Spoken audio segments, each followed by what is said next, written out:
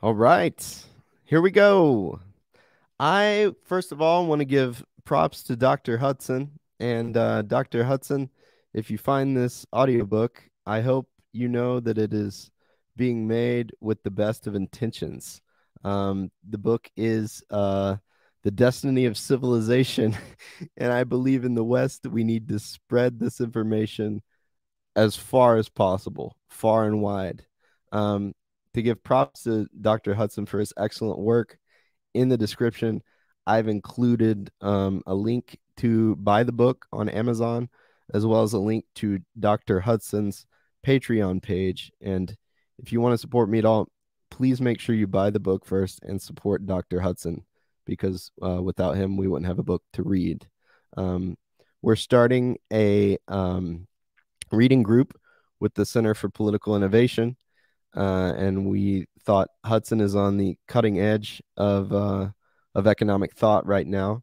So we are starting to read this, and as a an aid to my comrades and to myself, I thought I would help make a little audiobook to help our group and help anybody else out there that's interested. So without further ado, let's get started. We're going to read to the beginning of chapter 2.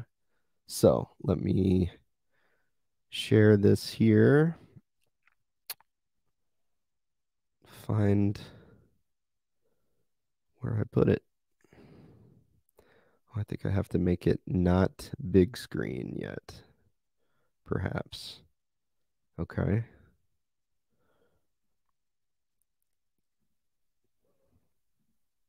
There we go. We want to share that.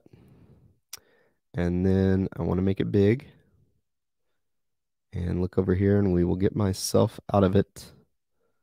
All right. And I do remember Max Blumenthal asking Dr. Hudson once if he would record his own audiobook. And Dr. Hudson thought that was, he sort of scoffed at that idea. So hopefully you won't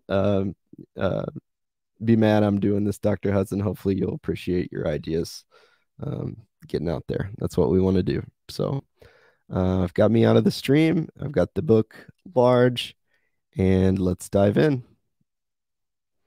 The Destiny of Civilization, Finance Capitalism, Industrial Capitalism, or Socialism by Michael Hudson. We have two forwards here, and I looked through them, and I really like them. So I want to read the forwards. I'm going to change the way it is shown here. We'll do continuous scroll and find the page that we're on. Okay. I like to read the contents to give us our sea legs here.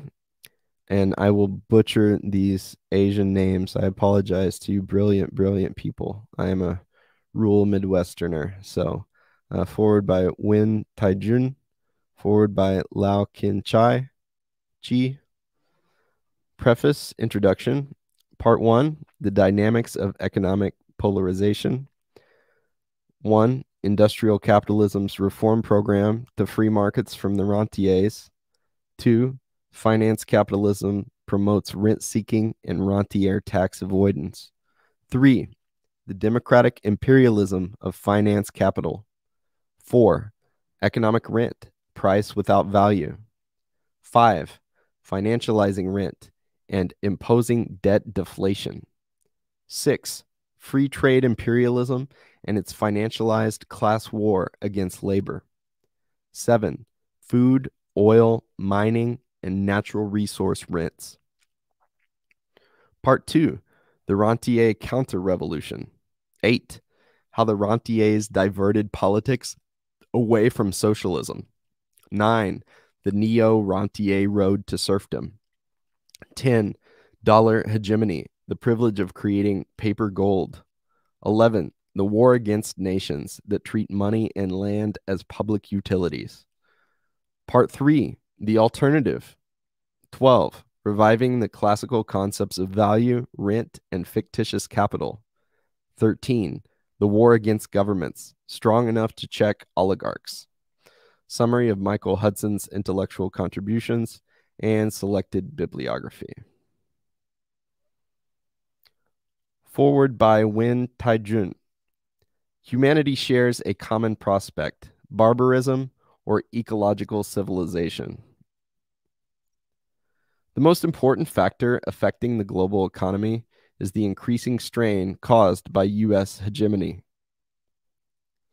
Its diplomacy has shaped the economic and trading rules enforced by the IMF, World Bank, and other international institutions in America's favor after World War II.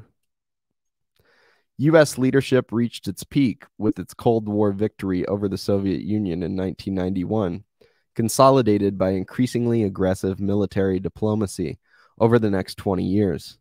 But since 2008, this U.S. diplomacy has become so aggressive that it is now self-destructive, driving other nations out of the U.S. orbit, leading America's international influence to fall increasingly short of its ambition to siphon off the world's income and wealth for itself despite its own weakening economic power. The principal conflict in today's world is between the United States and China. This book by Professor Hudson explains this conflict as a process of international transformation, above all in the sphere of economic systems and policy. He explains why the U.S.-China conflict cannot simply be regarded as market competition between two industrial rivals. It is a broader conflict between different political economic systems, not only between capitalism and socialism as such, but between the logic of an industrial economy and that of a financialized rentier economy, increasingly dependent on foreign subsidy and exploitation as its own domestic economy shrivels. Professor Hudson endeavors to revive classical political economy in order to reverse the neoclassical counter-revolution. The essence of 19th century political economy was its conceptual framework of value, price, and rent theory. Its idea of a free market was one free from economic rent, defined as the excess of market price over intrinsic cost value, and hence unearned income. The classical aim was to free markets from landlords, monopolies, and creditors, yet the reverse has occurred in the West, particularly since the globalization of neoliberal policies in the 1980s. Historically, the way for industrial nations to gain wealth and power was to make their government strong enough to prevent a landlord class from dominating, and indeed to suppress the rentier section as a whole. To promote industrial prosperity, governments provided public services to reduce the costs of living and doing business. Basic services were provided at subsidized prices that would have been replaced by exploitive monopoly prices if key public infrastructure were turned over to private owners. Economically, the most important service that all economies need to function smoothly is the provision of money and bank credit. When privatized, it becomes a rent-extracting choke point. That is why 19th century economists, developing the logic of industrial capitalism, concluded that money and banking needed to be a public utility so as to minimize financial overhead unnecessary for industrial production. Today's anti-classical economics regards financial charges as income earned productively by providing a service, which is categorized as output and hence part of gross domestic product, GDP. That statistic methodology treats financial profits, along with other forms of economic rent, as additions to GDP, not as an overhead burden. This produces an illusion that the real economy is growing, but what actually is growing is the rentier sector, which does not create real economic value, but merely transfers income from debtors, renters, and consumers to creditors, landlords, and monopolists. This rentier takeover is achieved by privatizing the public sector to create rent-extracting means from monopoly capital, organized mainly by the financial sector. This book by Professor Hudson is based on the lecture series on finance capitalism that he presented for the Global University for Sustainability.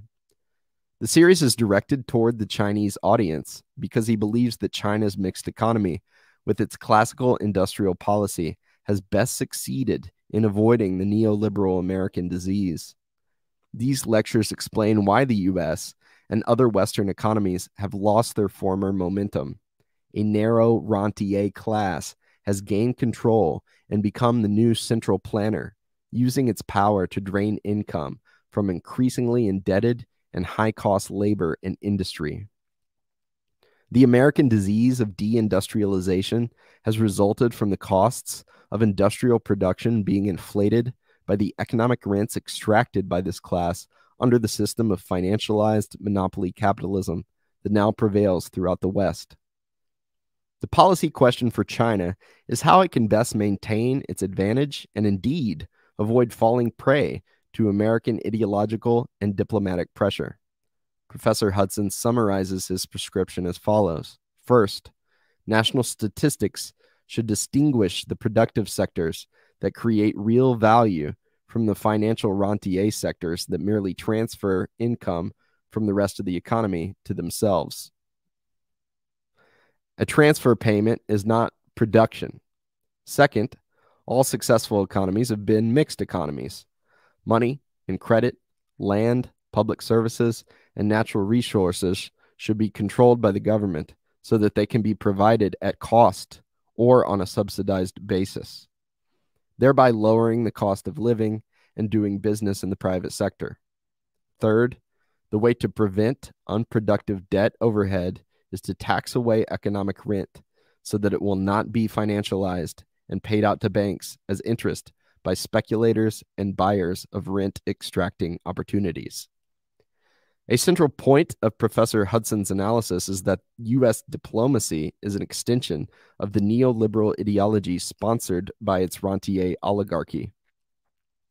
U.S. exceptionalism means that the United States can ignore international laws, dictate the policies of other countries, and demand that they relinquish control of potential rent-yielding assets, such as banking, mineral resource extraction rights, and high-technology monopolies, to U.S. multinational corporations and those of U.S. economic satellites. For nearly the entire 75 years since World War II, pro-creditor laws have been imposed on all nations within the U.S. diplomatic orbit. This U.S. drive has imposed austerity on global South countries when they have not been able to pay their dollarized debts, sacrificing their domestic economy and the well-being of their people to pay foreign bondholders. What is ironic is that the United States itself is by far the world's largest international debtor.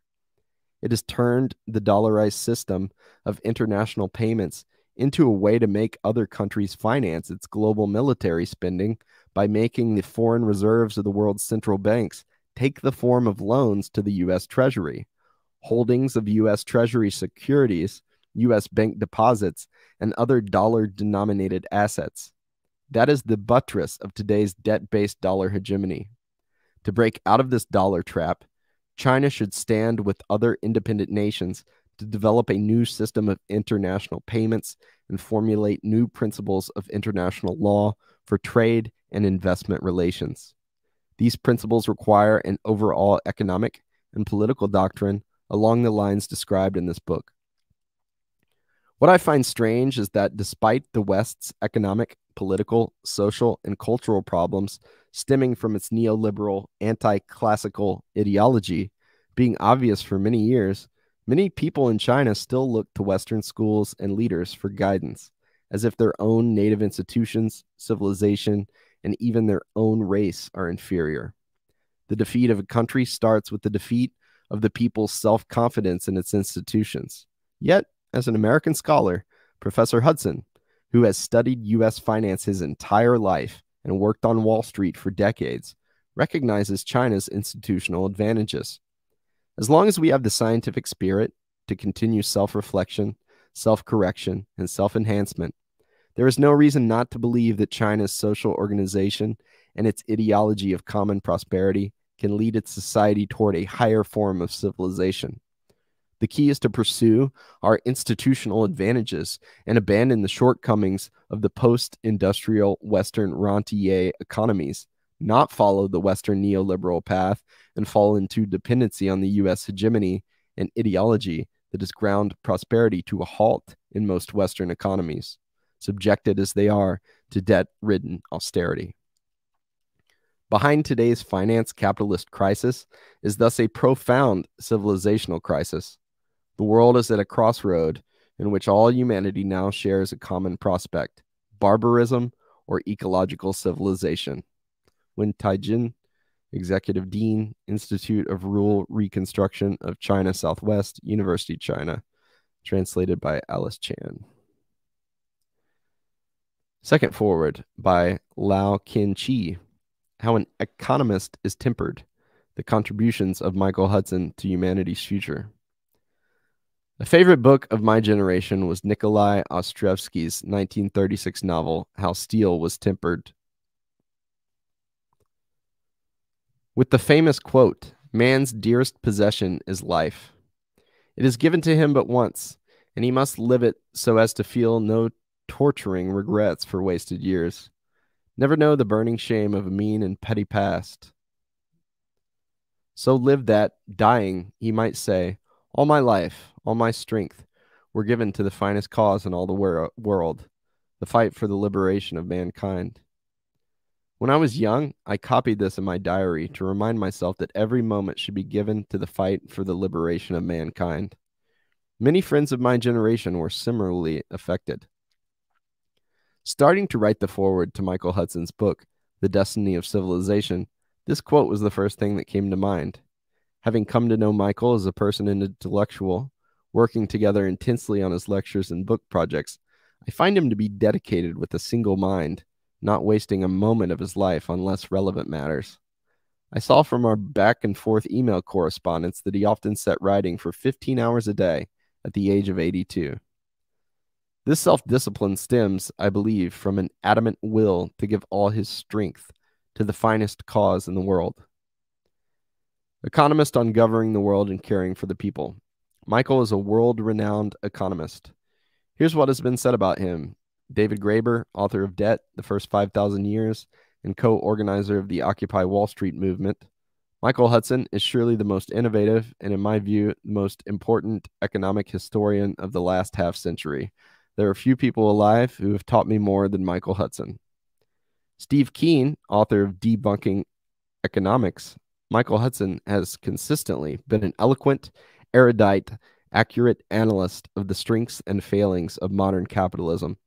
He is one of the prescient few who anticipated today's never-ending economic crisis, and one of a smaller number still whose advice about how to end the crisis would actually work. Paul Craig Roberts, former Undersecretary of the U.S. Treasury, wrote on February 3, 2016 on Counterpunch, "Michael Hudson is the best economist in the world.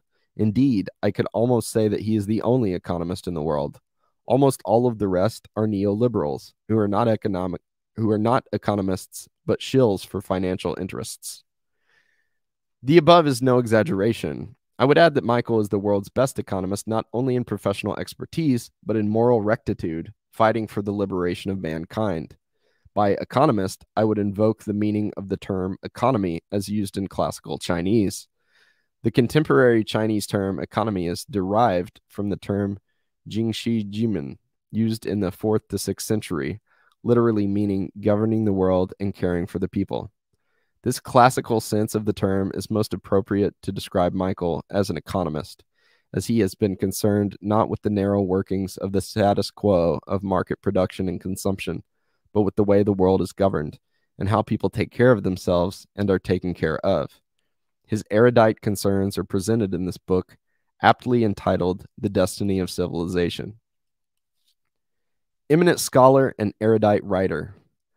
Michael is president of the Institute for the Study of Long-Term Economic Trends, ISLIT, which he founded in the 1990s to coordinate a joint project with Harvard University's Peabody Museum to create an economic history of the Bronze Age Near East and trace the transformation of economies in their political and social context over the past 5,000 years. Like all his work, this has not merely been about understanding the world. His prime motivation has been his endeavor to create a better and fairer world. One can imagine how a person of integrity, proposing genuine conceptual and practical alternatives to end polarized wealth and power, and above all, particularly intelligent and competent, would be a threat to corporate and financial interests, their state agents, media propagandists, and mainstream academia. Yet his analysis is so pragmatic and backed by statistics that despite the controversial nature of his critique of mainstream assumptions and theories, Michael remains widely respected for the dozen books he has written. His op-eds have been published in the Financial Times, New York Times, Washington Post, and major European papers such as the Frankfurt Allgemeine Zeitung. His numerous cover stories for Harper's Magazine gained him international recognition for not only predicting in 2006 the imminent 2007-2008 junk mortgage crisis, but also for diagramming the financial overhang that was causing the crash and leaving debt deflation in its wake, an analysis that he had earlier presented in articles and books published with his colleagues at the University of Missouri at Kansas City, UMKC, and at the Levy Institute at Bard College. He's a frequent guest on a broad range of TV and radio programs, including National Public Radio's Marketplace Reports, Democracy Now!, and numerous Russia TV shows. He is on the editorial board of Lapham's Quarterly, is a regular contributor to the e-blogs Naked Capitalism and Counterpunch, and maintains his own website at michael-hudson.com, providing access to his frequent public interviews and articles. Michael has had several books published in Chinese, with more coming soon, and is well known and respected in China. The Chinese Academy of Social Sciences has published numerous articles by him. He has been honorary professor at Hezhong University of Science and Technology in Wuhan, and a professor at the School of Marxist Studies at Peking University. I had read him long before we became acquainted. It was only in May 2016 that we met for the first time in the company of Samir Amin. Samir and Michael were attending the First World Congress on Marxism held in Beijing. I introduced to Michael the work of the Global University for Sustainability, Global U, of which Samir and I were both the initiators. Michael gracefully accepted to become one of the founding members of the Global U. In May 2018, on the occasion when he, Samir, and David Harvey were invited as speakers at the Second World Congress on Marxism in Beijing, I interviewed him on his life and thought. I was struck by his demeanor of gentleness as a person and poignancy as a thinker. In the 1-hour interview, Michael told his story, which was simply amazing, explaining how his tempering as an economist is a combination of chance and the logic of the circumstances of his time. Between music and economics, modulation to a higher overtone key. Chance and contingency shape our lives. We might have seen Michael as a conductor and music theorist, which was his career aspiration as an undergraduate at the University of Chicago, studying for his BA in Germanic philology and the history of culture. At the same time, independently, he became the master's student of Oswald Jonas, the collaborator of the German music theorist Heinrich Schneiker, emphasizing counterpoint as driving the structural harmonic progression forward by dissonance resolving itself. To Michael, this unfolding of the overtone system by modulation to a higher key was a musical analog to the dynamic of social evolution. Michael's decision to shift to economics was dramatic. One evening, after moving to New York, planning to publish the works of Schneiker, George Lukács, and others, he had dinner with Terence McCarthy, an Irish communist and translator of Karl Marx's theories of surplus value.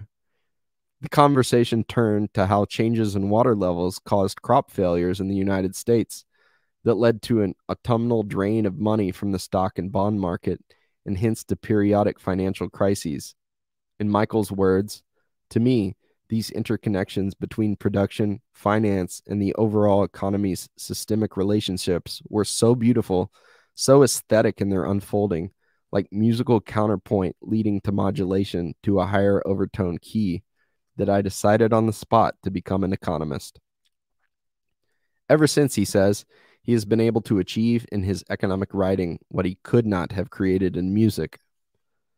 Michael's first training followed his acceptance of the condition Terence McCarthy set to mentor him, that he would read all the works in the bibliography of Marx's theories of surplus value.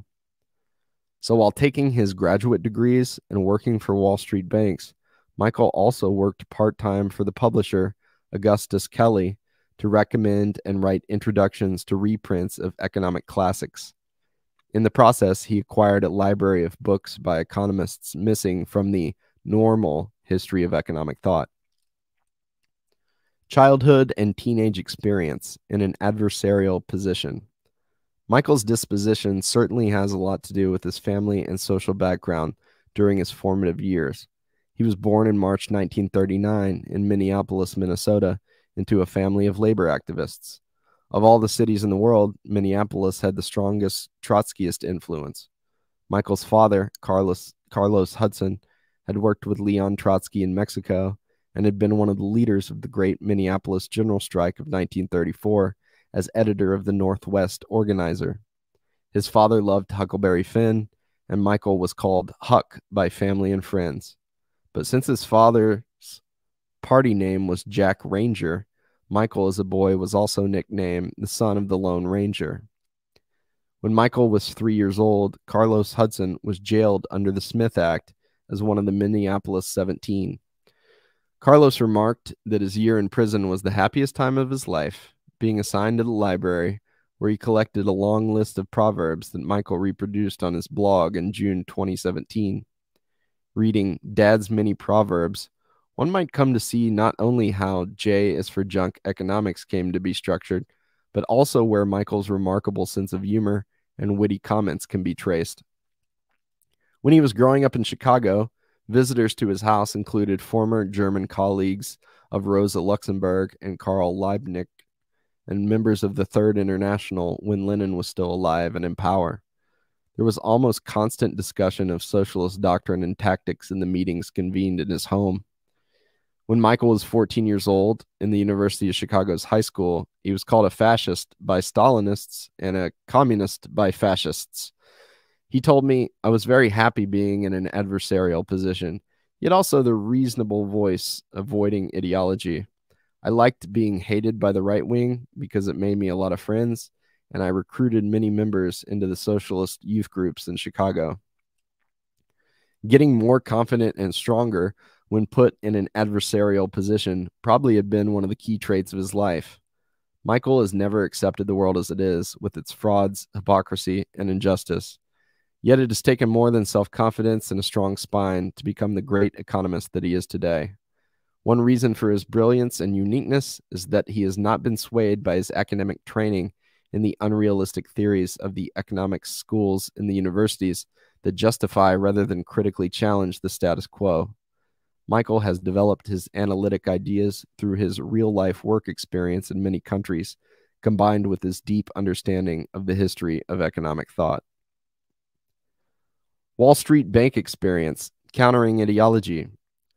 While employed by Wall Street banks as a statistical economist to understand how the financialized economy works, Michael studied for a master's and then a PhD in economics at New York University. According to him, most teachers in the master's program at NYU were part-time. The relatively few full-time academics had no experience working in a bank or corporation. Their worldview came from textbooks. Michael fortunately found out for himself how the banks worked, starting as a statistical analysis for the Savings Bank Trust for 3 years, and then as balance of payments economist for the Chase Manhattan Bank from 1964 to 1967. Initially, Michael's job was to trace how savings were recycled into new mortgage loans by New York savings banks. His research showed that most deposits grew not by new saving, but simply by the accrual of dividends at compound interest. This exponential growth was recycled into new mortgage loans to buyers of real estate seeking ever larger debt equity ratios in order to dispose of the surplus financial capital.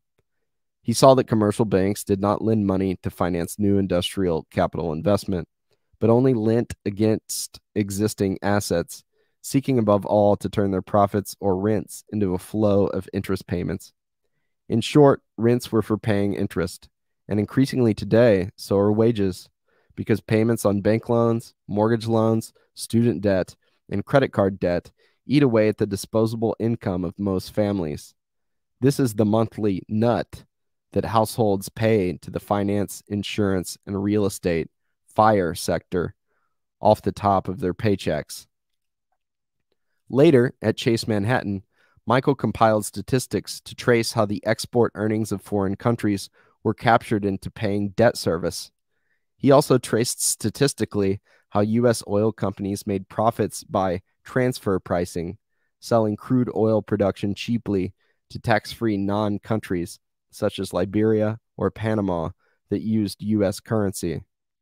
The oil was then resold to refineries in Europe and the USA at a markup so high that oil companies had no profits to report and hence paid no income tax anywhere on their international and domestic operations. To U.S. policymakers, this exploitation was a success story. In 1966, the oil industry had copies of Michael's report placed on the desk of every senator and representative and obtained special favoritism as a result of the sector's strong contribution to the U.S. balance of payments during the Vietnam War years. The conflict between this reality and academic orthodoxy struck him in 1968 when he had to retake the money and banking part of his PhD orals because his answers were based on his real-world monetary and financial experience, which was at odds with the Chicago school monetarism and vulgarized Keynesian liberalism that had become the academic norm. That was an era when textbooks still taught of helicopters dropping money on the economy, not acknowledging the principle that Michael had made at many monetary conferences ever since. The central bank's helicopter only flies over Wall Street. Money from this helicopter is lent out to buyers of real estate, stocks, and bonds, and to corporate raiders, with little being spent on goods and services.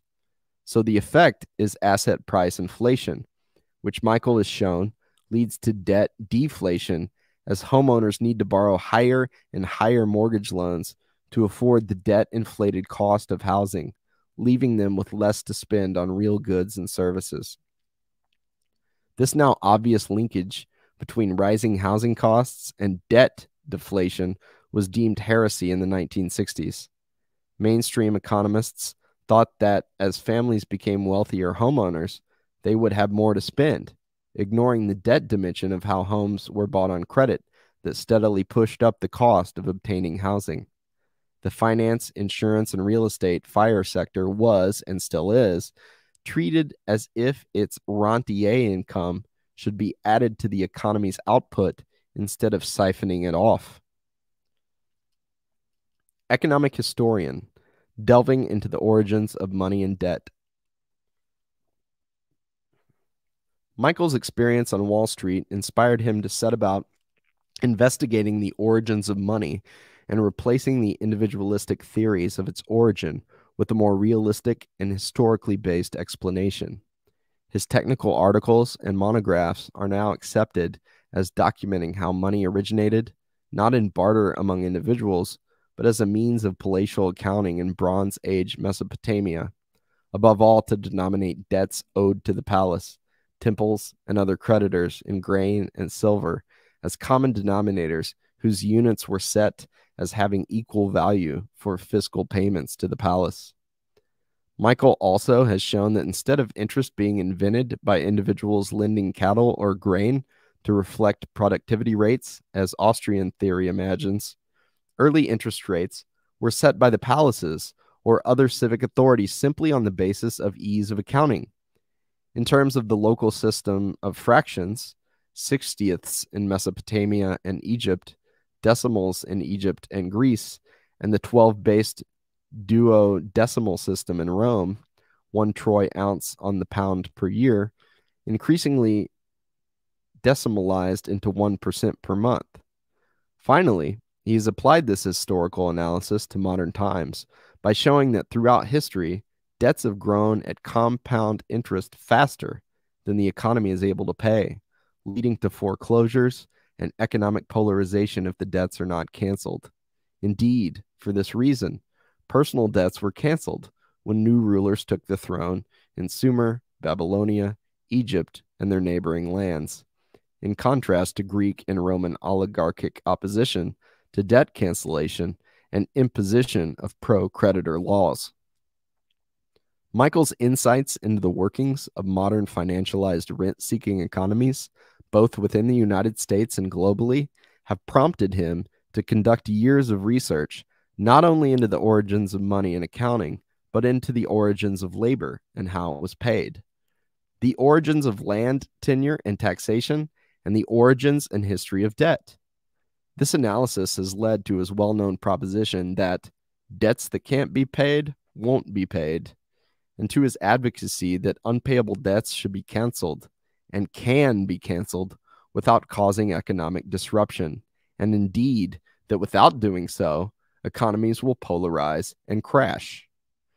At the World Social Forums, I had marched with tens of thousands of participants, including Samir Amin and Emmanuel Wallerstein, with a banner whose slogan, "Don't owe, won't pay," demanded cancellation of debts for impoverished countries of the global south. However, I sometimes wondered if the slogan was chanted by many from a political position without a deep understanding of how the debts were generated. The slogan would be meek if it were only a political position to express the distress of the indebted countries and peoples without an appreciation of why and how the debts should be canceled. Michael's advocacy of debt cancellation does not come from a simplistic political position, though certainly the proposition itself is profoundly political. The proposition comes from his insider knowledge of the operation of banks, oil companies, the government, and even the military. This experience informed his understanding of the domestic and global politics of the United States and of the financial dynamics of debt and the long history of debt cancellation in antiquity. Exempt from academic dogmatism and left-wing infantilism, Michael's economic theories are based on decades of pragmatic statistical and historical inquiry, backed by his earlier training in cultural history, as well as his comprehensive reading of Marx's economic works. Staunch critic of U.S. superimperialism. Working for the accounting firm Arthur Andersen, Michael spent a year analyzing the U.S. balance of payments. His statistics showed that the entire payments deficit resulted from military spending on the Vietnam War and elsewhere. Seeking ways to finance that military deficit led the U.S. government to ameliorate the worsening balance of payments deficit by asking U.S. banks to set up branches in offshore banking centers to attract the world's criminal capital, from drug dealings to kleptocratic embezzlement, the world's new neoliberal sectors. This outgrowth of oil industry flags of convenience has led to today's crisis of tax enclaves, enabling the world's wealthy individuals and corporations to avoid taxation and file fictitious economic statistics. Michael has exposed this in numerous introductions to books and in interviews in documentary films. Michael's understanding of how the global economy under U.S. hegemony worked enabled him to forecast in Ramparts in 1968 that the USA would have to go off gold, which it indeed did in August 1971. Explaining how ending the gold standard had inaugurated the U.S. Treasury bill standard that obliged foreign governments to finance the U.S. balance of payments and domestic budget deficits, his first book, Superimperialism, The Economic Strategy of American Empire, 1972, gained him international recognition and has been translated into many languages. He had hoped to help countries resist the system of dollarization that has enabled the United States to obtain a free ride for its foreign military spending and takeover of other economies. But from the very beginning, the U.S. government used the book as a how-to-do-it manual. Michael was quickly employed by Herman Kahn's Hudson Institute to explain to the White House and the Department of Defense how the new international financial order worked.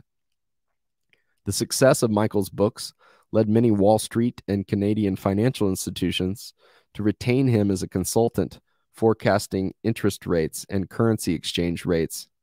The Canadian government invited him as financial advisor to develop the balance of payments dimension of what has become modern monetary theory, MMT, showing that Canada did not need foreign loans to finance its provincial and other domestic spending.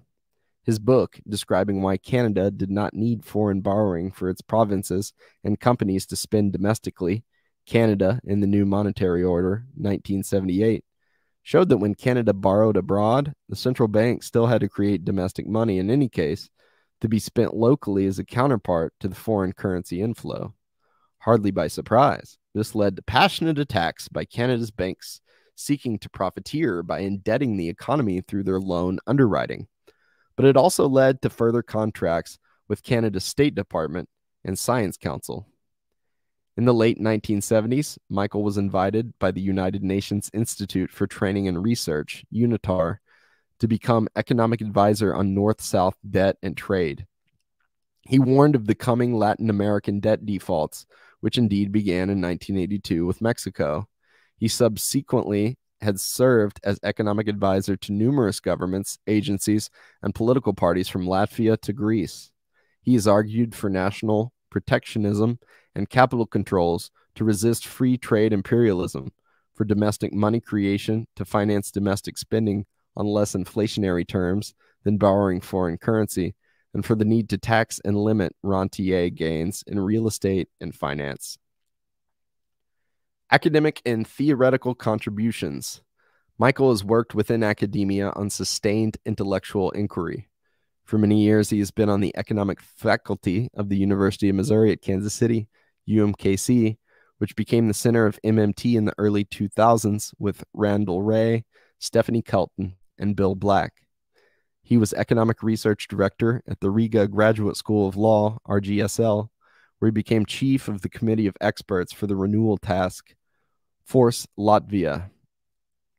As for his most well-known academic inquiry, that into the history of debt and money, he was appointed a research fellow in Babylonian economics at the Peabody Museum of Archaeology and Ethnology at Harvard University, where he organized a colloquium every few years from 1994 onward. The 5 volumes of conference colloquia that he has co-edited have rewritten the economic history of the ancient Near East and classical antiquity. These colloquia were on privatization, land tenure, and real estate ownership, which were found to be based on fiscal liability. Debt cancellation and economic renewal, the origins of money and accounting, and the origins of labor services, discovered to have arisen to work on public infrastructure and to work off personal debts. The findings of these colloquia and their members refute previous libertarian individualistic theorizing on economic origins and have now become the new orthodoxy among Assyriologists, Egyptologists, and anthropologists, most notably Michael's friend David Graeber, who wrote his book Debt, The First 5,000 Years, largely to popularize Michael's approach. The essential focus of the colloquium volumes is on how money, interest-bearing debt, and land tenure were innovated in the palaces and temples of the ancient Near East, and on how the privatization of money and credit led to the polarization in ownership of land and other wealth in the hands of private oligarchies from classical antiquity to today's Western economies. As one of the few economists who predicted the 2008 crash, Michael published one of his most important theoretical papers in 2006, Saving Asset Price Inflation and Debt-Induced Deflation. It accurately explained how the exponential expansion of credit created corresponding debt that would lead to the impending financial crash and its aftermath. On September 8, 2009, Dirk Bessemer wrote an article, Why Some Economists Could See It Coming, in the Financial Times, which stated that Michael Hudson of the University of Missouri wrote in 2006 that debt deflation will shrink the real economy, drive down real wages, and push our debt-ridden economy into Japan-style stagnation or worse. Importantly, these and other analysts not only foresaw and timed the end of the credit boom, but also perceived this would inevitably produce recession in the U.S. That article included the set of charts that helped make Michael famous for his explanation of why financial crises are endemic and lead to secular stagnation.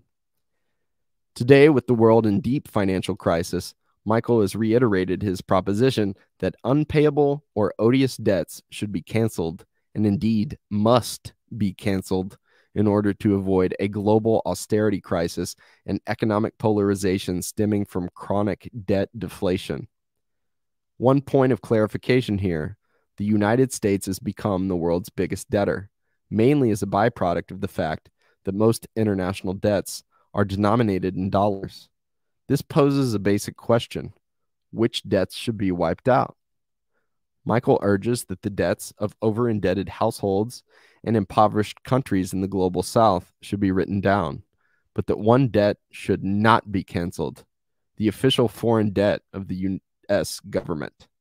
The United States has run up this official foreign debt, like its domestic treasury debt, without expecting ever to actually pay it off. It has no intention of imposing on itself the austerity that it and the IMF demand of other debtor countries. This asymmetry, along with the U.S. sponsorship of today's new Cold War, has led leading dollar-holding nations such as China and Russia to begin de-dollarizing their economies. This signals the fracturing of the world economy that Michael predicted in his 1977 global fracture. The United States is forcing other countries to choose between accepting a dollarized and militarized rentier austerity or going their own way by creating mixed public-private growth-oriented economies. Here's some charts here: how the rise in debt overhead slows down the business cycle. On the y-axis, you have savings and debt. On the x-axis, time, net saving, net debt claims, exponential growth, compound interest, y equals x squared. And the chart on the right. Okay. Oh, I see this chart on the left. Expansion. So the real economy quits growing, and it shows the exponential growth of debt and savings. So the rich save, the poor go in debt, and the real economy grinds to a halt. All compound interest accruals exponential. Over here we have financial crisis pattern versus business cycle. So the dotted line is free market business cycle theory. The y-axis, savings and debt. The x-axis is time.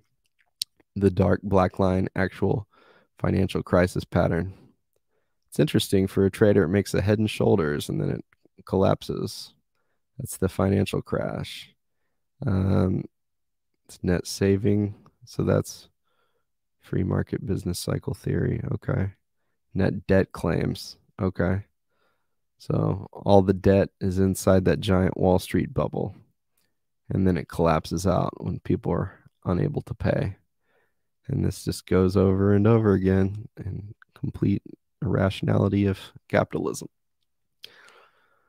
For socialism, for us on the Global U team, it has been a great privilege and honor to be learning from Michael face to face. He was invited to give lectures in Hong Kong and Macau in November 2019, during which he had a dialogue with Win Taijin on economic and financial issues in China. During the 7th and 8th South-South Forums on Sustainability in 2020 and 2021, he had further discussions with Win Taijin. Michael has a particular concern for China's development, as he feels that China is the leading exception to the US-based neoliberal economic model, not taking the destructive advice of the IMF and World Bank. He has argued that China's economy can be resilient if it organizes its real estate, debt, and tax system to avoid the rentier financialization process that is destroying the West. In September 2020, while we were chatting online, I sounded the idea that Michael give a lecture series for Global U. Michael accepted on the spot. I emailed him a proposal of 10 topics, and within 5 hours, he came back with a detailed outline. The lectures were delivered weekly in September to December 2020. Rewriting these lectures to create the current book took another few months. I sometimes wonder whether Michael would have had second thoughts if he had known that his spontaneous acceptance of my request would take 10 months of his time. But fortunately for our readers, this became a blessed opportunity to access his central ideas and be guided to his dozen books. The videoed lectures, subtitled in Chinese and divided into 70 episodes, were screened in April to August 2021 in China. The first episode has been watched by over 188,000 viewers, with 30,000 viewers on average for the remaining episodes. The English subtitled lectures are available on www.michael-hudson.com. What readers now hold in their hand, the book written on the basis of these lectures, presents Michael's dissection of the burning global issues of today and his explanation of how the industrial capitalism analyzed in the 19th century by Marx and other classical economists has turned into finance capitalism based on debt and rent extraction. This financialized system is polarizing the Western economies and threatening their collapse in a wave of foreclosures and new privatizations by a financial oligarchy. Most important are Michael's proposed alternatives for de-dollarization and deprivatization to avoid global debt deflation and new Cold War imperialism. Indeed, if civilization is to avoid the destiny of destruction, if humanity is to have a future, socialism is the only way, and that is what Michael has passionately argued in this book. Lau Kin Chi, Director, Executive Team, Global University for Sustainability Coordinator, Program on Cultures of Sustainability, Center for Cultural Research and Development, Lingnan University, Hong Kong, China. Preface. This book started as a series of lectures in October 2020 on the political economy of globalization and the logic guiding China, Russia, and other countries to break free of U.S. dollar diplomacy. These lectures were sponsored by the Global University for Sustainability as part of its South-South Dialogue Master Series. The discussion was led by Qin Chi Lao and included Erebus Wang, Su Set, and Tong Yi Ko. All are on the faculty of Lingnan University's Center for Cultural Research and Development in Hong Kong or associated with it. Ashley Damon in Australia also participated and has been remarkably helpful in discussing and copy editing my lectures. Other support came from the Green Ground Eco Tech Center in Beijing and the Asian Regional Exchange for New Alternatives, ARENA, Hong Kong. The discussion quickly came to focus on the difference between today's finance capitalism and the industrial capitalism described by 19th century classical economists. The historical task of industrial capitalism and classical political economy was to free economies from the hereditary landlord class and predatory usurious finance. That seemed to be occurring from the late 19th century to the outbreak of World War I in 1914. But instead of progress into what was considered to be a century ago, the rentier interests have reasserted themselves. Their neoliberal ideology inverts the classical idea of a free market from one free from economic rent to one free for the rentier classes to extract rent and gain dominance. In contrast to classical political economy, their ideology promotes tax favoritism for rentiers, privatization, financialization, and deregulation. U.S. foreign policy seeks to extend this neoliberal rentier program throughout the world, mainly for the benefit of Wall Street, the City of London, Frankfurt, the Paris Bourse, and other financial centers. That effort is at the core of today's global fracturing. The resulting dynamics of financialization and debt deflation are polarizing and, as such, are antithetical to widespread industrial prosperity. The leading beneficiary of neoliberal ideology is the finance, insurance, and real estate FIRE sector. That sector is based on the symbiosis of finance and real estate. Rent extraction by that sector, along with the extraction of natural resource rents from oil and mining, and the monopoly rents resulting from the privatization of public enterprises, has become the central dynamic of the finance capitalism that has expanded to overpower industrial capitalism since World War I. The central role played by mortgage debt is largely the result of land and home ownership being democratized on credit. Owner-occupied housing has replaced tenancy to a hereditary absentee landlord class living off ground rents. But rent is still being paid to the banks, whose main source of revenue is mortgage lending. A drastic phase change occurred with the Reagan-Thatcher revolution of the 1980s, with its privatizations, junk bonding of corporate industry, and dominant financial strategy of creating wealth by asset price inflation, capital gains. By 2000, this strategy had led to a merger of investment banking with commercial banking, opening the gates for junk mortgage lending, commercial bank fraud, speculation in financial and insurance derivatives, and a broad regulatory capture of government by the FIRE sector.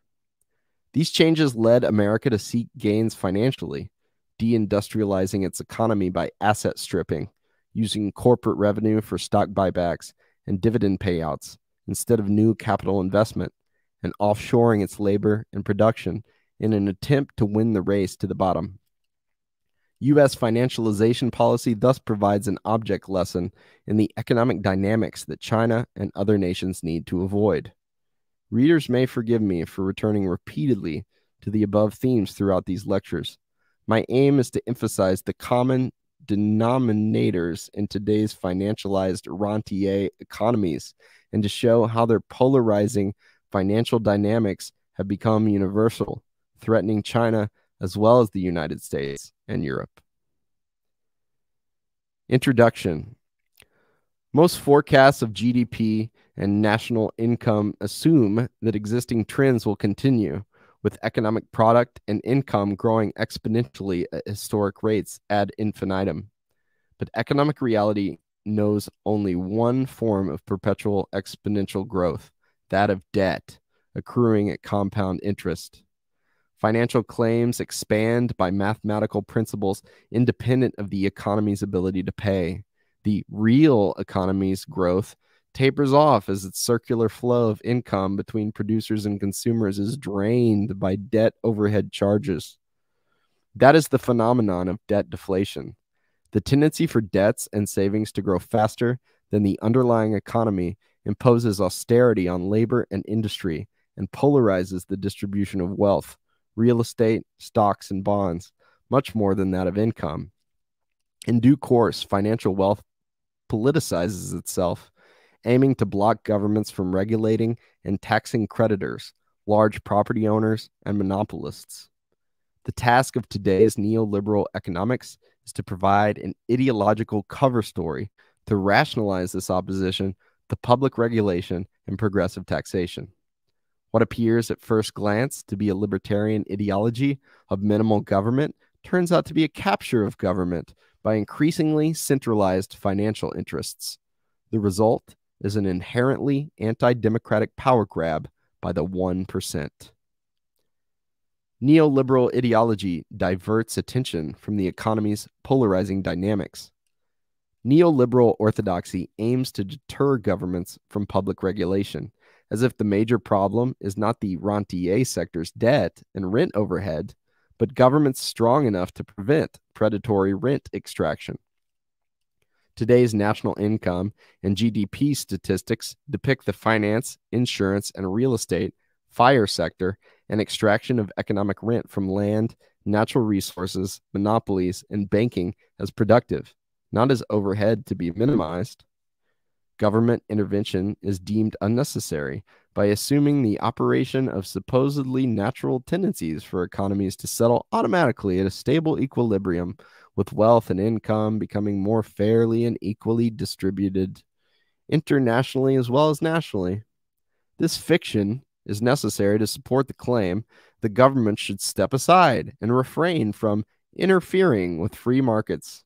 The reality is that neoliberal free markets and free trade concentrate wealth and income in the hands of creditors and other rentiers, polarizing economies domestically and indeed internationally. Wealth addiction is a polarizing dynamic. The most fatal error that any theory can make is to get the direction of change wrong, but that is what today's mainstream economics does. Its notion of consumer choice assumes diminishing marginal utility based on the trite observation that as consumers are satiated with food, each additional mouthful gives less pleasure, utility, so demand is supposed to fall with increasing supply. A subtle sleight of hand then uses food and other consumables as a proxy for wealth, as if the only purpose of obtaining wealth is to buy consumer goods. The implication is that the richest individuals will become satiated with their wealth and leave more eager and hungry newcomers to strive to earn more and catch up. But Plato, Aristotle, and indeed most classical Greek philosophers, poets, and dramaticists recognized that wealth is addictive and that creditor demands threaten to disrupt social balance. In their view, the more money one has, the more its possessor falls prone to the money lust for more. Money and power are not like a diet of bananas, making one quickly satiated. Once addicted, one never has enough. And a wealth addiction leads to a hubristic use of economic power to gain control of government and use it to facilitate greed and patronage, power over clients, debtors, and renters. That is the history of classical Greek, Roman, and modern oligarchies in a nutshell. The abstinence theory of interests implies that the richest individuals are not greedy, but are patient in foregoing consumption and making or financing a productive sacrifice to make their wealth. Recipients of interest are depicted as playing a productive role, helping economies grow. But most lending today, and indeed historically, has not been for productive purposes, and most wealth has not been gained by hard work as much as by the rentier privileges that go with one's inherited status and assets. If non-consumption was the key to wealth, starving people would be the richest. Mainstream theory also ignores the limited range of choice that confronts most non-affluent people. Consumer spending is depicted as being open to choice, whether to consume now or save up for the future. Earning interest, which is seen as a reward for abstaining from consumption, there is no acknowledgement of interest as a form of economic rent obtained by inheritance or privilege, nor that the indebted poor need to pay interest or rent as a condition of survival for basic needs. Your money or your life is the choice that in reality accounts for most consumer spending, headed by housing, education, healthcare, and emergencies. Marginalism and centrist politics ignore the structural causes of inequality. Looking at small changes occurring in a given economic and political environment, marginalism focuses on income, consumer spending, and investment in the short run, not on the direction in which property and debt relations are moving. Lacking the concepts of wealth addiction, predatory lending, and the mathematics of compound interest, marginalist economic theory does not acknowledge that without public checks and balances, economies will polarize as wealthy elites use their power to impoverish the non-rentier sectors. Like marginalism, centrist politics only recognizes problems that can be resolved without challenging the status quo and its vested interests. Centrism assumes that however much the economy is polarizing, life can go on without systemic institutional change. This policy passivity ignores the tendency of economies to polarize as imbalances mount up, imbalances that are largely financial in character, with the fire sector's exponential growth of debt being their primary cause. Centrists view the economy as if automatic stabilizers will return life to normal growth in due course. Centrists view the economy as if automatic stabilizers will return life to normal growth in due course. But nothing marginal can save economies from polarizing as a widening swath of the population becomes more indebted while wealth is monopolized. Assuming that all debts can and should be paid, this centrism opposes reforms that would block the financial sector from indebting the economy and then monopolizing it as defaulters forfeit their homes and businesses. And when indebted cities and states suffer declining tax revenues and budget deficits as a result of debt deflation and economic polarization, they are told to cut back public spending, borrow or sell off public property and infrastructure rights. The effect is to increase the financial sector's power. Free trade imperialism and that of U.S.-centered finance capital. 50 years ago, in 1969, I started lecturing graduate economics students at New York's New School on theories of trade, development, and foreign debt. From the outset, I found a serious problem. If I taught the mainstream trade theory that appeared in the standard textbooks, it was not realistic. If I taught how trade and investment work in reality, it would be the opposite of what the textbook models taught and still teach. A perhaps apocryphal story about an American evangelist expressed the problem. Taunted about his illiteracy, he replied, "What is the sense of knowing such a lot, if what you know isn't so?"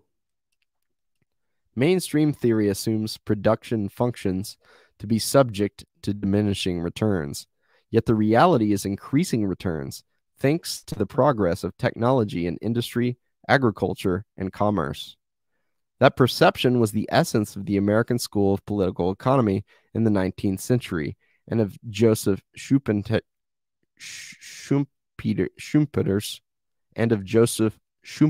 creative destruction by innovative firms employing new technology to cut costs and thus undersell existing producers.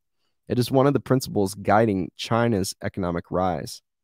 Without tariff protection, production subsidies, and related government support, many countries will be unable to develop their industry and agriculture and move towards self-sufficiency in essentials by investing to modernize their technology, and therefore will remain dependent on trade patterns and credit dominated by the lead nations. If China had followed mainstream orthodoxy, it would have left its industry and agriculture to market forces, meaning the existing productivity gaps. The market would have left it with rising trade dependency and hence dollar dependency on U.S. banks and international organizations. That is the policy that the United States and other industrial creditor nations would like all countries to follow, instead of funding their own industry and agriculture to become self-sufficient. The reality is that international productivity and income gaps widen, with increasing returns to scale and rising creditor power benefiting the lead nations. The counterpart to the widening advantage of these nations is obsolescence for economies not keeping pace with improvements in productivity. Free trade theory is a rationale to justify such widening gaps, and the resulting trade and financial dependency is the most efficient development policy. But instead of describing how Britain, the United States, and Germany industrialized and gained world leadership by protecting their industries in the 19th and early 20th centuries, neoliberal free trade ideology hypothesizes a what-if world. The so-called gains from free trade, from buying lower-priced goods abroad, actually measure the degree of trade dependency resulting from wage and productivity gaps. The drive by the United States to impose debt and trade dependency is the essence of today's new Cold War, shaped by active and often violent U.S. diplomacy. Charlie Wilson's famous phrase, "What's good for General Motors is good for the country," has been transmuted into "What's good for Wall Street is good for America." When merged with evangelistic U.S. foreign policy, what's good for America is good for the world. The logical syllogism is clear. What's good for Wall Street is good for the world. Dealing with financial polarization requires systemic across-the-board reforms. Social systems are different from individuals acting by themselves. Changing a social system requires systemic across-the-board reforms, not merely marginal changes. Creating a post-rentier economy requires debt write-downs, tax reform falling on economic rents, and public infrastructure investment to prevent monopoly rent-seeking. These changes in property relations are necessarily systemic and require complementary monetary and legal reforms to retain stability over time. Such systemic changes must be coordinated. They cannot be introduced piece by piece at different times. That is what makes real reform revolutionary. Mainstream economics throws up its hands at this point and says that structural problems are exogenous, and that is outside the scope of marginalist models. Garbed in convoluted mathematics to deter the public from seeing their silliness, these models impose a tunnel vision to avoid describing the real world's debt and property dynamics. By not recognizing the polarizing forces at play, these models frustrate recognition of many necessary public policy reforms. A nation's economic path is not predetermined, but is subject to active policy decisions. That is why classical economists called their discipline political economy. The political context is shaped not only by reformers, but also by their rentier adversaries, because structural reform does not occur without the vested interests fighting back. In the international sphere, where the US dollar is used as the major world currency under the Treasury bill standard, the United States resists attempts by trade-dependent countries and dollar debtors to create a less exploitive and polarizing diplomacy. Threatening reformers with color revolutions and regime change, U.S. policy has been to install dictatorships and client oligarchies, praised as part of the free world democracy and rules-based order, as long as they support the neoliberal Washington consensus. Rejecting the dollar standard and the finance capitalist dynamic behind it requires an alternative economy organized to avoid privatization of economic rent and predatory finance. The starting point must be to recognize the distinction between earned income, wages and profits, and unearned overhead income, economic rent. It also must recognize how finance capitalism has gained power over industrial economies, above all in the United States, from which it seeks to project itself globally. Led by the financialized U.S. economy, today's new Cold War is a fight to impose rentier-based finance capitalism on the entire world. That requires blocking foreign economic reform. Chapter 1 explains industrial capitalism's 19th century aim to free economies from rent-seeking, and how this reform program failed to be realized after World War I, leading to finance capitalism instead of socialism. Chapter 2 describes how finance capitalism has inverted the moral philosophy that underpinned classical economics and its concept of free markets, with mainstream economic ideology now defending rentiers instead of seeking to end their economic and political dominance. Chapter 3 traces how this counter-revolution has internationalized itself to create a cosmopolitan financial oligarchy whose business plan involves reducing most of the planet to debt and trade dependency. To explain the dynamics at work, Chapter 4 reviews the classical concept of economic rent as unearned income and the result of privilege. Chapter 5 describes how the post-feudal landlord aristocracies that ruled Europe have metamorphosed into today's financial oligarchies, whose income and wealth remain based on rent extraction from assets financed by interest-bearing debt. The effect is to transform rent into a flow of interest payments. Chapter 6 places these dynamics in their international context. Free trade opposes government tariffs and actions to support industry and uplift the status and welfare of labor. Chapter 7 describes the most egregious attempts to block the authority of governments to protect their economies and social and environmental from social. Let me do that one again. Chapter 7 describes the most egregious attempts to block the authority of governments to protect their economies from social and environmental destruction. Reviewing how these destabilizing and polarizing economic dynamics have politicized themselves, Chapter 8 describes how the threat by democratic politics to legislate reforms has been countered by party politics to prevent moves to create economic democracy. Chapter 9 elaborates how the rentier interests have consolidated their control of government despite nominal democratic politics, this having occurred most thoroughly in the United States with its oligarchic two-party duopoly. Chapter 10 describes the extent to which U.S. diplomacy has succeeded in making foreign countries keep their central bank savings in the form of loans to the U.S. Treasury, thereby financing America's foreign military spending that remains the major cause of the U.S. balance of payments and domestic government budget deficits. Chapter 11 examines how U.S. neoliberal advice led the former Soviet Union to deindustrialize, and how the aim of neoliberal ideology is to turn public enterprises and utilities into rent-yielding financial vehicles. The world does not have to follow this path. Chapter 12 reviews the classical concepts of value and rent that were intended to guide policymakers in creating a tax and regulatory system to minimize unearned income in the mixed economies toward which industrial capitalism seemed to be evolving in the 19th and early 20th centuries. The concluding Chapter 13 summarizes why a financialized and privatized economy is incompatible with economic growth and rising prosperity for most of the population.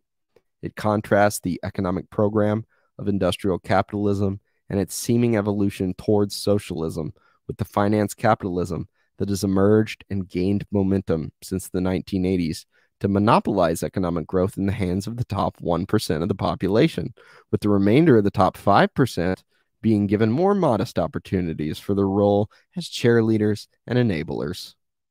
Only a radical across-the-board reform can reverse the Western world's polarizing trends and dependency relationships. This is what makes today's new Cold War so critical in determining the future course of world evolution and avoiding a Roman-style economic and demographic collapse. Part 1. The Dynamics of Economic Polarization. Chapter 1. Industrial Capitalism's Reform Program, the Free Markets from the Rentiers. Any economic theory tends to express the vantage point of one class or nation relative to others. Economics, therefore, is inherently political. Its language and basic concepts are designed to shape how people think economies work, and therefore what policies they will support. At issue for the past 2 centuries is whether the income that a landlord, banker, or monopolist gets is called earnings for producing a good or service, or economic rent, defined as unearned income received without actually working or providing intrinsic value. The concept of empty prices without value was the essence of classical economics as it was developed in the 19th century. Its formulators sought to minimize the payment of economic rent to anyone but the tax collector. But by the end of that century, defenders of landlords and monopolists claim that there is no such thing as economic rent. This post-classical school has become the dominant economic ideology and won control of producing the national income and gross domestic product, GDP, statistics that purport to measure an economy's growth or shrinkage. What is claimed to be an empirical scientific measure turns out to rest on the highly political issue of whether the wealthiest classes are helping the economy grow or acting parasitically. Are the rentier classes getting wealthy from financial real estate and monopoly income that merely adds to the economy's price level, the cost of living and doing business, without actually producing real output? Today's academic mainstream has been captured by the rentier classes. It is not immediately apparent that this modern school is a reaction diametrically opposed to the basic assumptions, logic, and above all the value, price, and rent theory developed by classical economists in the 19th century. The classical aim was to promote industrial capitalism by limiting the intrusive power of the post-feudal rentier class.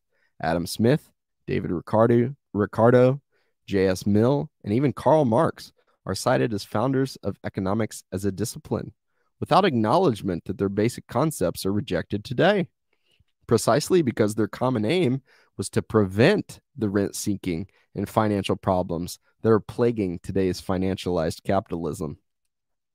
This opposition between the classical economists as critics of rentiers and today's celebration of them as the mainspring of economics helps explain why the history of economic thought has been dropped from the academic curriculum.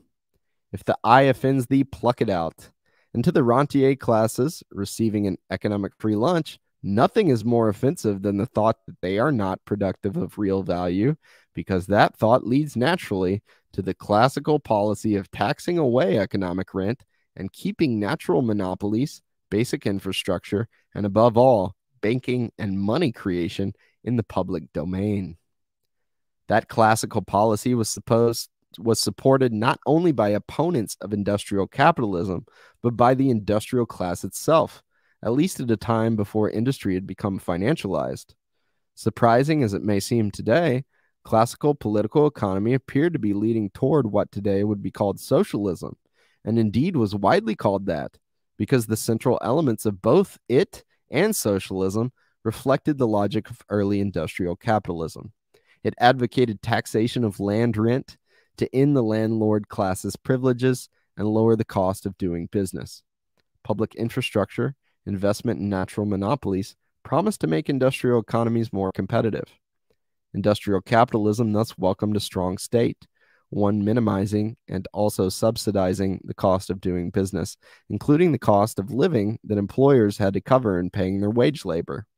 By the late 19th century, this logic had led most economic writers to expect that socialism would emerge in one form or another, especially in view of the rising role played by the democratic reforms that were ending the political domination of hereditary landlords and their associated real estate and financial interests. There was Christian socialism, Ricardian socialism, taxing land rent and other privileged income, Marxist socialism, and even a libertarian anarchist socialism. All successful economies are mixed economies with checks on the financial sector. Britain achieved industrial dominance in the 18th century by mercantilism, protecting its own industry and restricting its colonies from producing their own manufactures, and establishing sterling as a key currency to control their monetary, credit, and banking systems. Likewise, the United States introduced protective tariffs after its Civil War ended in 1865. That, along with a far-reaching public infrastructure system to subsidize its manufacturers, enabled American industry to overtake that of Britain by World War I. The most important sector to keep in government hands is banking and credit, along with other basic services. China has kept banking and credit public and subsidized its industry by creating a vast economic infrastructure headed by public education and health, transportation, and communications. Yet when Chinese students take economics classes at American, British, or other Western universities, they are taught that this road to success is not supposed to work, or at least mainstream economic theory cannot explain why it works. According to textbook theory, China should not have become a success story. The doctrine of comparative advantage teaches that it would have been better off remaining an agricultural country because government planning to subsidize industrial and agricultural modernization is a wasteful and intrusive distortion of free markets. A corollary of this neoliberal logic is that the United States should have become richer as a result of its financialization and privatization since 1980. However, this policy has sharply increased market prices for housing, stocks, and bonds. These forms of property and financial securities are not actual means of production, but rentier claims on income and output. Typical American families are obliged to spend whatever rise in wages they receive on the cost of housing, rents, or mortgage payments as interest, financial fees, and penalties on other borrowings, and on privatized health care and education. That is primarily why financialized wealth has been concentrated at the top of the economic pyramid, leaving the bottom 90% more deeply in debt. The success story of finance capitalism has been achieved by leaving the U.S. economy debt-ridden and its living standards stagnating over the past 4 decades. The shift to debt-financed education has left students and many of their parents burdened with debt, while rising housing prices have forced new buyers to go deeply into debt to obtain homes of their own to start their own families. As a result of these rentier dynamics, Western economies are not in a cyclical downturn from which they are scheduled to emerge by some presumably regular periodicity shaped by the operation of self-correcting automatic stabilizers. The West's post-1945 prosperity has reached its financial limit. Diverting income to pay interest and rent is preventing economies from escaping from their current stagnation. Neoliberal economics cannot explain why this financialization has deindustrialized the United States, made its economy less productive, and turned it into a post-industrial economy. Official statistics depict this as economic growth, not decadence. Lloyd Blankfein head of the leading U.S. investment bank, Goldman Sachs, has claimed that his firm's partners are the most productive individuals in the United States, as shown by the fact that they make the highest salaries and bonuses. And the National Income and Product Accounts, NIPA, count these as additions to gross domestic product, GDP, for providing financial services. Financial services.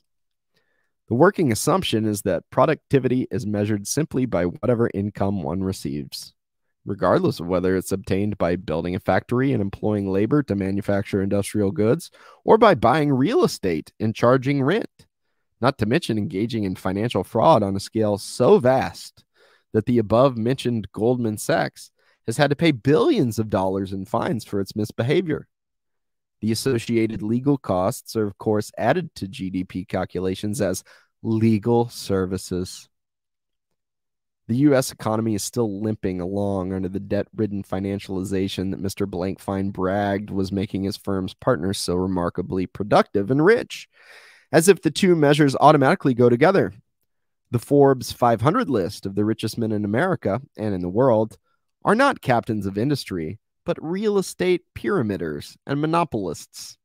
There is a similar widespread disparagement about how they gain their money, parasitically, at the public's expense, to that which classical antiquity felt about usury, money lending, and commercial inventions, and that pro-industrial economists in the 19th century felt about landlords as the paradigmatic idle rich. But the concepts of value, price, and economic rent underlying those earlier critiques have become a lost world today. Rentier income is burdensome, unearned, and economically polarizing.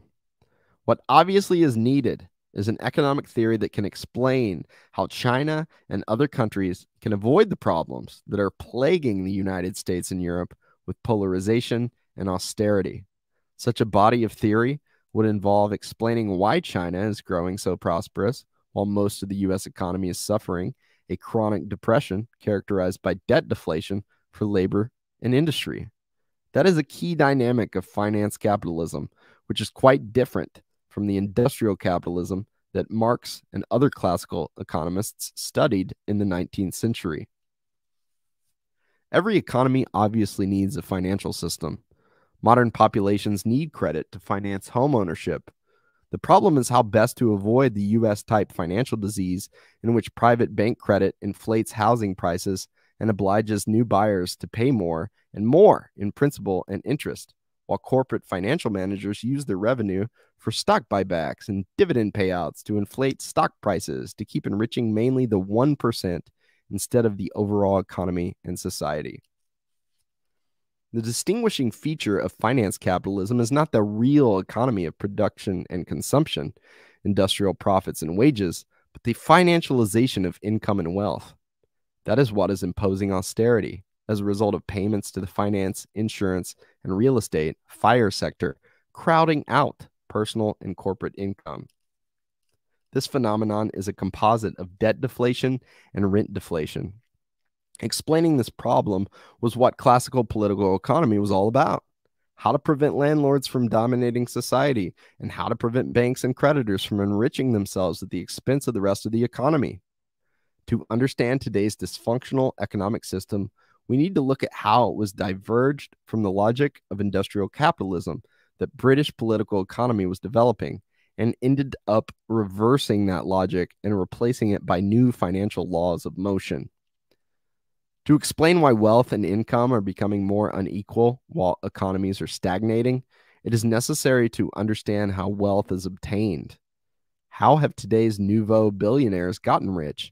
And why is their financial and real estate wealth rising so much faster than national income, especially that of 90%?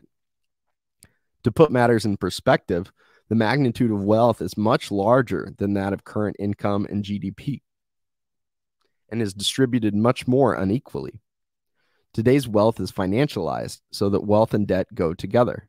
Most wealth, and therefore the fortunes of the 1%, finds its counterpart in debt on the liability side of the balance sheet, consisting largely of the debts owed to the 1% by the 99%. In other words, the 1% have become so wealthy since about 1980 because they hold the 99% in debt to themselves. Let's say that again. In other words, the 1% have become so wealthy since about 1980 because they hold the 99% in debt to themselves. Debt and credit, property and land rents are institutional variables. What people think of as the real economy, factories producing goods and services, which their workers buy with the wages they earn, is wrapped in a complex legal net of property rights created outside the real economic core.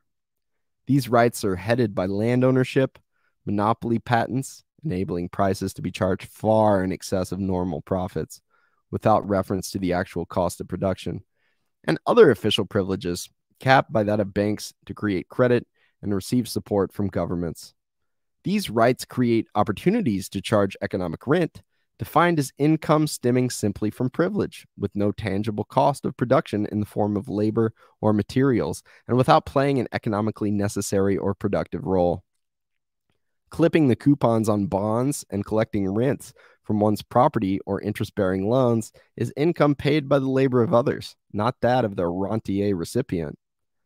Most new adults in America today are obliged to start their working life as debtors. They enter the workforce loaded down with student debt, a precondition for finding employment, and must soon take on a lifetime of mortgage debt to obtain homes to start families of their own.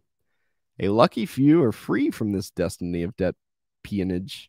Most members of this fortunate minority, or meritocracy as they favorably depict their position, inherit trust funds and family homes as members of the rentier class.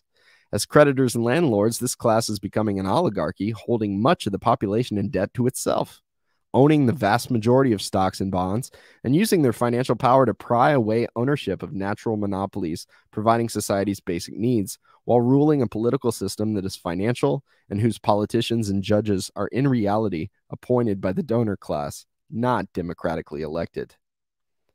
A realistic body of national statistics and economic theory would explain why so many Western financialized economies are suffering austerity while there are so many new billionaires. Why is income being sucked up to the top of the economic pyramid instead of trickling down?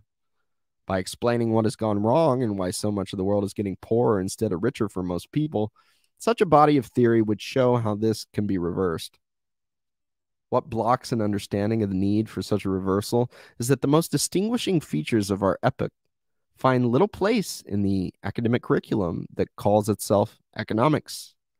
Most notoriously, excluded as external is the concept of economic rent, which, as discussed above, is unearned income stemming from political and legal privilege and from the dismantling of public regulation and taxation. Today's mainstream economic models block such discussion by treating finance merely as a veil, a set of counters, not as the economy's dominant planner by allocating credit and hence resources. The economics of wealth, savings, and debt, real estate, banking, stocks, and bonds is centered in the finance, insurance, and real estate fire sector. That is the sector that dominates today's financialized economies. The classical economics of Ricardo and his contemporaries focused on how to make industrial Britain more competitive so as to undersell its rivals and gain world power. Indeed, a world industrial monopoly. In the decade after 1815, the main variable determining wage levels was the price of food. Industrialists therefore sought to buy food in the cheapest markets. In agricultural countries, such as the United States or Latin America, where land was more widely available at a lower price than in densely populated Britain, with its powerful landlord class demanding corn laws to protect high prices for crops and hence its land rents. Under these conditions, industrial capitalism went hand in hand with free trade against Britain's agricultural protectionism.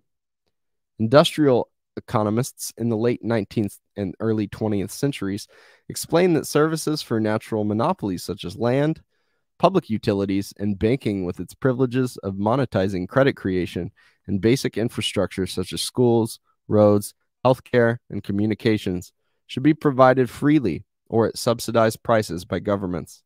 They saw that landlordism and the rest of the fire sector, along with privatized ownership and extraction of monopoly rents, increases the cost of living and doing business. Industrial capitalism sought to minimize these costs so as to enable industrial producers to undersell rivals in more rent-ridden economies. Victory in world markets would be won by nations that best freed their economies from rentier income, landlordship, monopolies, and predatory banking and finance. Today's finance capitalism is not following a path leading to industrial dominance by lowering domestic price structures to bring them down to the actual necessary costs of production, that is, value. Just the opposite. Private equity strategies to buy out companies on credit and then sell their assets and load them down with pseudo costs, including new borrowing, to pay themselves dividends. This process of asset stripping is being built in today's industrial economies as if it is a natural and necessary component, not an extraneous addition. The U.S. economy is deindustrializing. A rising share of wages and industrial profits is being paid to the financial sector and its allied insurance and real estate sectors in the form of interest, financial, and insurance fees, and privatized property rents. The most basic public services have been turned into privatized monopolies since the great raid on the commons by rent seekers in the 1980s. Roads have been turned into toll roads and public health care into privatized insurance. The internet, cable, electric power, water, and other natural public infrastructure monopolies have been turned over to buyers, treating them as monopolies and charging as much as the market will bear, without regard for the cost of production for these services. Value, price, and rent, the key concepts of classical political economy. Classical economists developed value and price theory as a means of segregating economic rent, defined as the excess of price over and above the necessary cost of production, including normal profits. Isolating economic rent as unearned income provided a basis for avoiding land rent and monopoly rent, as well as financial rents. Yet most of the wealth in today's Western economies is concentrated in the sectors generating such rents, and most new billionaires are emerging in the rentier sectors and making their wealth tax exempt. The concepts of land rent, monopoly rent, and financial rents provide a basis for analyzing how wage income, profits, and tax revenues are being siphoned off to pay landlords, banks, and other creditors, insurance companies, and monopolists in the symbiotic fire sector. The classical idea of a free market was one free from economic rent, not free for landlords, monopolists, and creditors to charge whatever they wanted without reference to the cost of production. To repeat, the 19th century classical economics was all about value, price, and rent theory, defining rent as the excess of prices above the socially necessary costs of production. The idea was to minimize rent, not maximize it. This classical approach to economics has been all but censored from the academic curriculum. Status quo has become so unfair that populations would demand change if economists and their national income accounting format revealed the extent to which wealth is gained in parasitic, predatory ways. What typically is celebrated as wealth today, as billionaires become public celebrities, is actually a form of economic overhead, not part of the production process. It is a cost that classical economics sought to eliminate or at least minimize. But the study of economics is not what it used to be.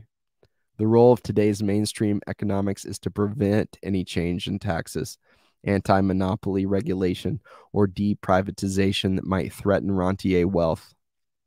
To achieve this anti-classical counter-revolution, the discipline of economics has been turned into an unrealistic and tunnel-visioned caricature of reality.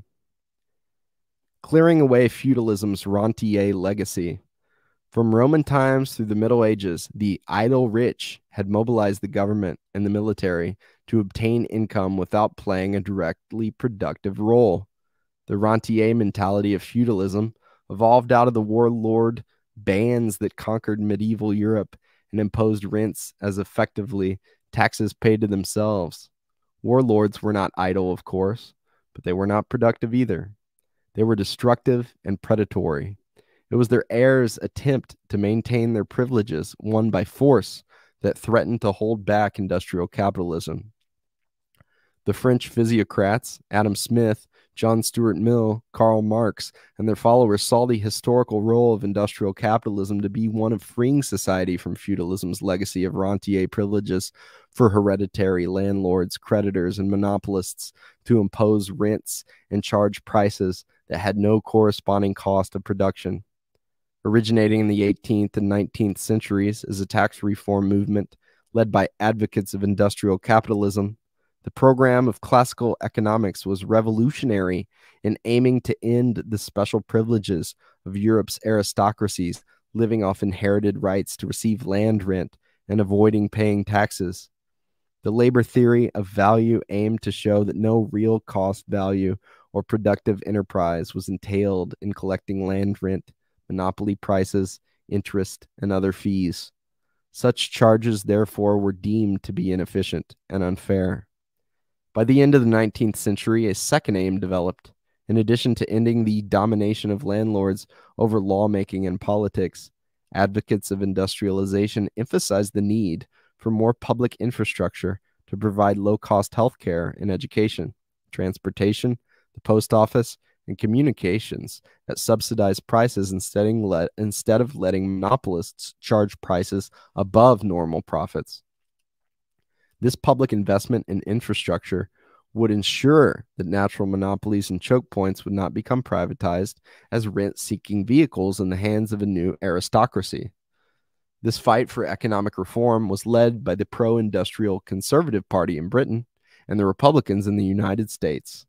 Both parties sought to make their nations the industrial workshop of the world. Britain's Conservative Prime Minister, Benjamin Disraeli, 1874 to 80, sponsored the Public Health Act of 1875. The health of the people is really the foundation upon which all their happiness and all their powers as a state depend, he explained.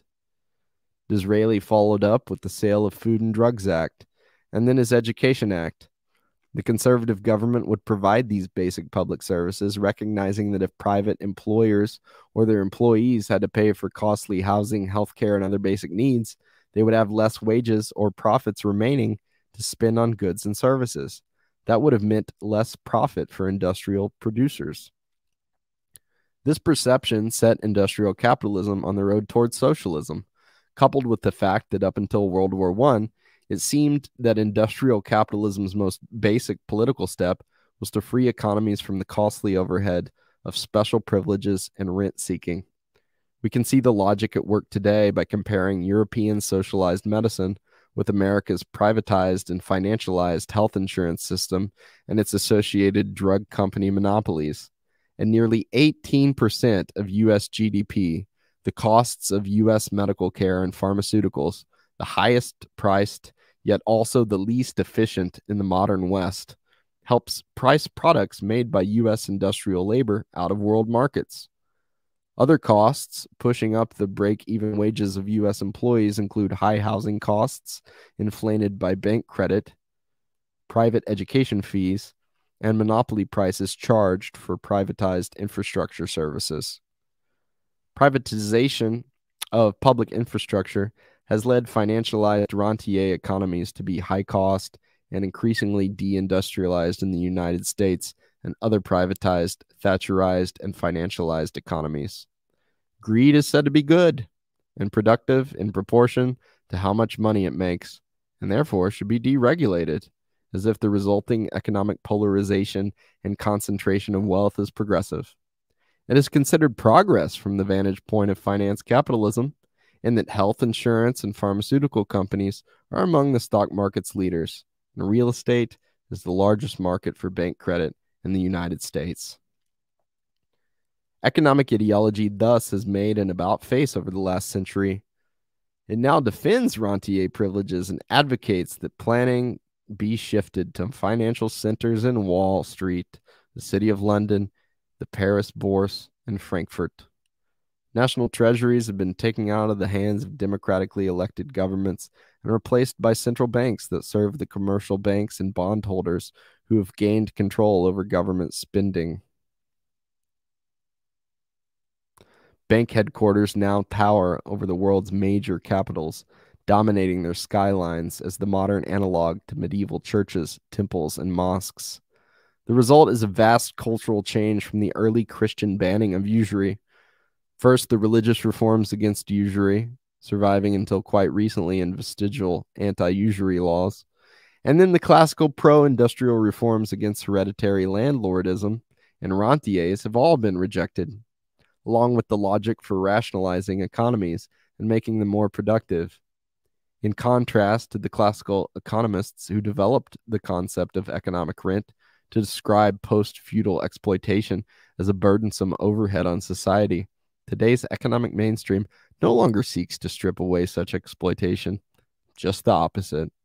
This distinguishing feature for the past century has been to deny that any income is unearned or that any exploitation occurs.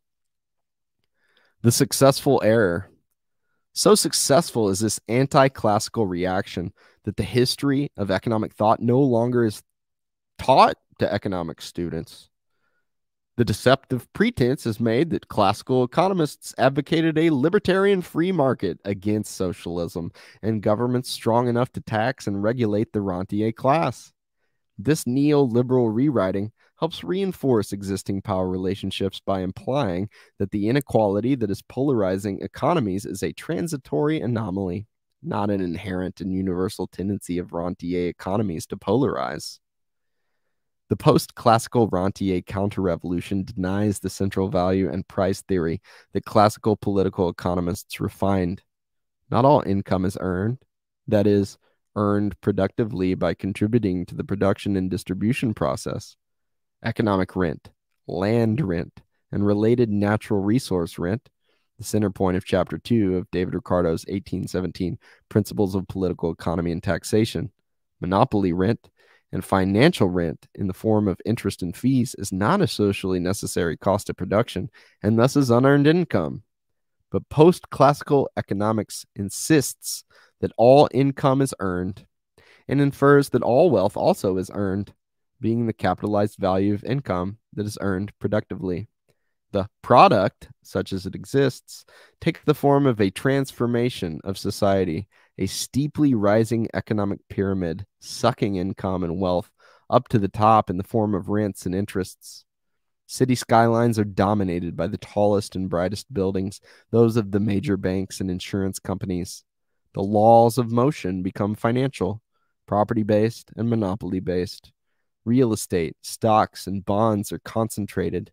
The result looks much like the feudal societies of old, systems of privilege and inherited wealth in the form of financial and property claims. Home ownership rates decline as financialized economies turn back into rental economies. Wealth is stratified along increasingly hereditary lines, similar to today's racial and ethnic layering of net worth throughout the American population. These are the dynamics that Chapter 2 will discuss. Today's financialized and increasingly privatized economies are all about predatory rent seeking, despite the fact that, or if you're a rentier, precisely because, rent seeking is polarizing economies and concentrating income and wealth at the top of the economic pyramid, without concern for enhancing productivity and prosperity for the population at large and deindustrializing economies. In retrospect, therefore, the earliest philosophy of industrial capitalism was overly optimistic, even on the part of its critics, such as Marx.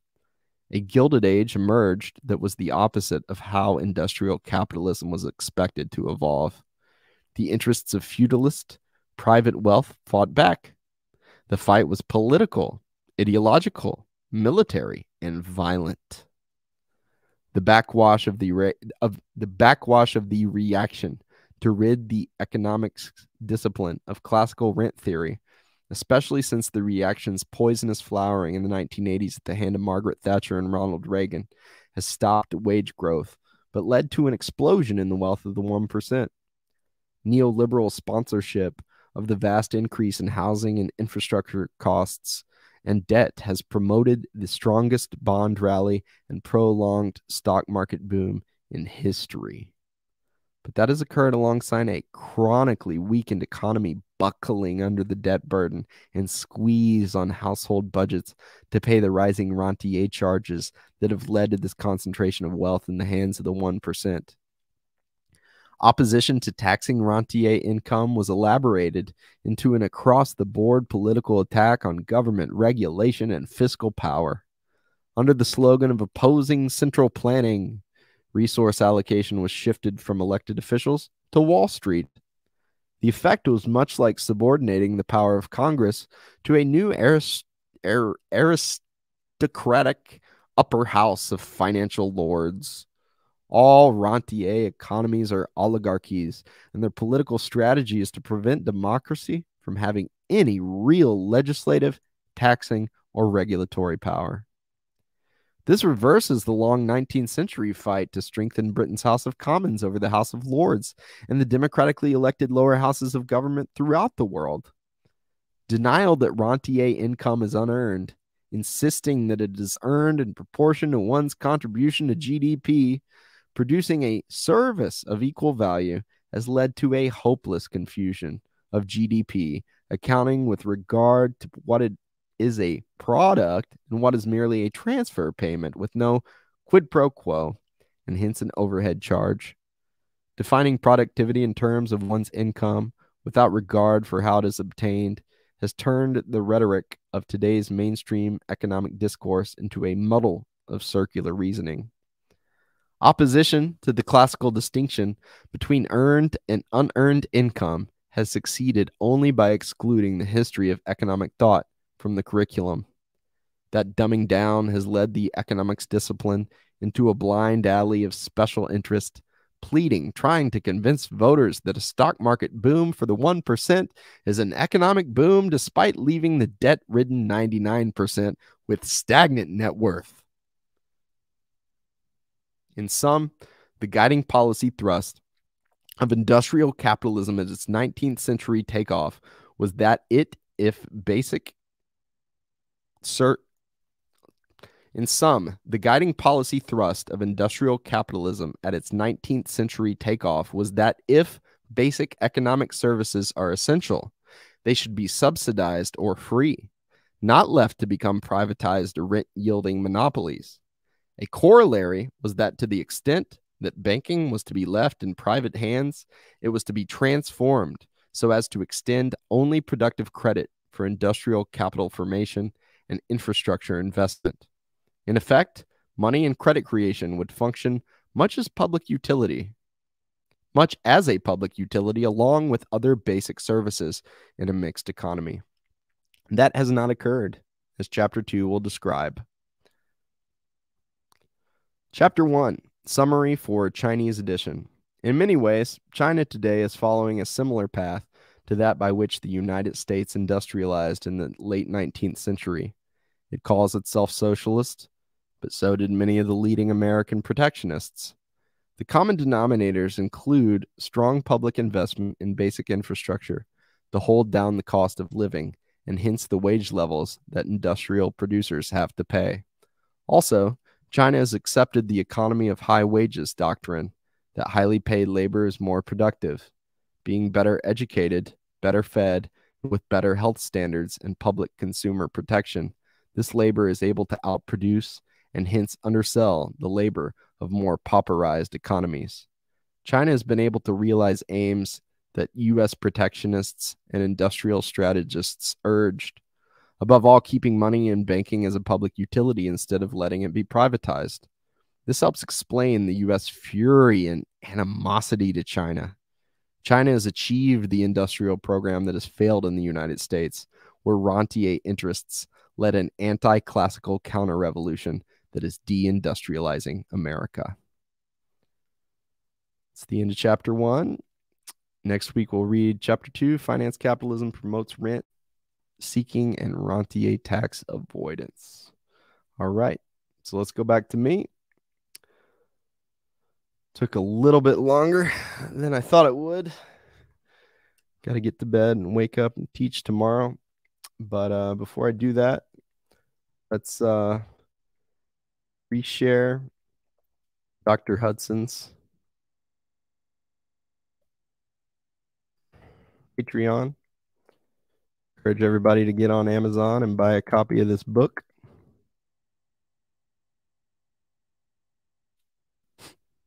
There's Dr. Hudson's. Check that out.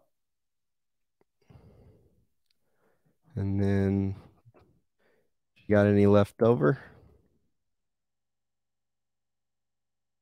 and you appreciate this audiobook I'm making, that's the best way to help me out.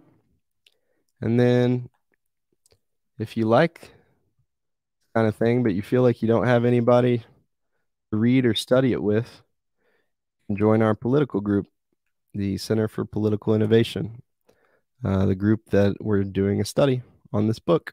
And there's the link for that. So I hope you all enjoyed the work. I hope my reading was somewhat applicable, somewhat worthy, Dr. Hudson. I really appreciate all your work. You've been a huge influence on me. I've already heard this whole lecture because I listened to the Chinese talks that you gave, but it's fun to reread it. So God bless everybody. Have a great week, and I'll see you next week for chapter 2. Peace.